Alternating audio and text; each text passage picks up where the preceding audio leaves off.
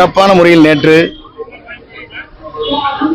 ஒரு பொதுக்கூட்டம் என்பது மகாநாட்டை போல நடைபெற்றது. தமிழகமே வியக்கத்தக்க அளவில் இந்திய அளவிற்கு ஒரு பெரிய மாற்றத்தை உருவாக்கின்ற அளவிற்கு நம்முடைய தமிழக வெற்றி கழகத்துடைய தலைவர் புரட்சி தளபதி அவர்கள் வருகை தந்து இந்த நிகழ்ச்சியை பேருரையாற்றினார்கள். மக்கள் வெள்ளத்திலே மிதந்தார்கள். இந்த நிகழ்ச்சி என்பது ஒரு வரலாறு படைக்கின்ற நிகழ்ச்சியாக அமைந்திருக்கிறது. ஆகவே இந்த சிறப்பான நிகழ்ச்சியில் நாங்கள் இரவிடத்திலே வேண்டுகோள் வைத்து நிகழ்ச்சி சிறப்பாக இருக்க வேண்டும் என்று நாங்கள் வேண்டினோம்.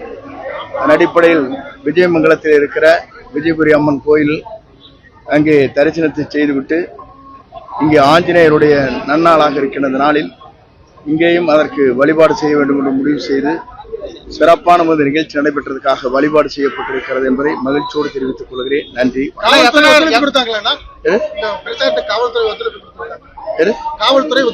முழு ஒத்துழைப்பு தந்தார்.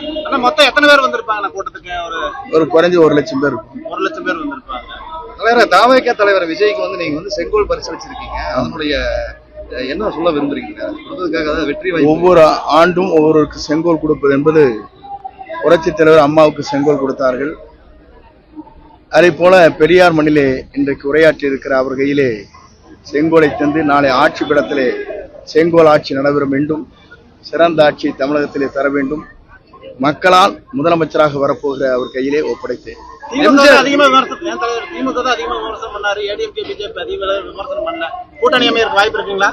அது நீங்களும் சொல்லணும்.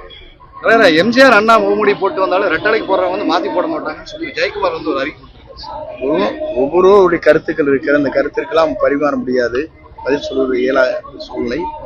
நாளை தேர்தல் காலத்தில் நீங்கள் பார்க்க போகிறீர்கள், என்ன வாக்கு வரப்போகிறது யாருக்கு என்பதை நீங்கள் புரிந்து கொள்வீர்கள். பாஜக தலைவர் நயினார் நாகேந்திரன் ஒரு விமர்சனம் வச்சிருக்காரு சார். அதாவது அமைச்சர் சேகர்பாபுவை சந்திச்சுட்டு நீங்க தாவேக்கால் இணைஞ்சதாகவும் அதனால பி டீமா இருக்குமா அப்படின்னு சொல்லி ஒரு சந்தேகத்தை. நீங்க எப்ப பார்த்தாலும் பி டீம்ல இருக்காரு அவர் சொல்றாரு. இவர் ஏடிஎம்கே பி டீம். இவரு என்ன இவருதான் பி டீமா இருக்காரு. இப்போ ஏடிஎம்கேக்கார அதிகமா பேசுறது இல்ல, அதிகமா பேசுறது இவர் தான். இவர் பிஜேபியிலும் தன் தலைவர் பதவியை ராஜினாமா செய்துவிட்டு அவர் இங்கே அண்ணா திமுக இணைந்து கொள்வதால் சரியாக இருக்கும்.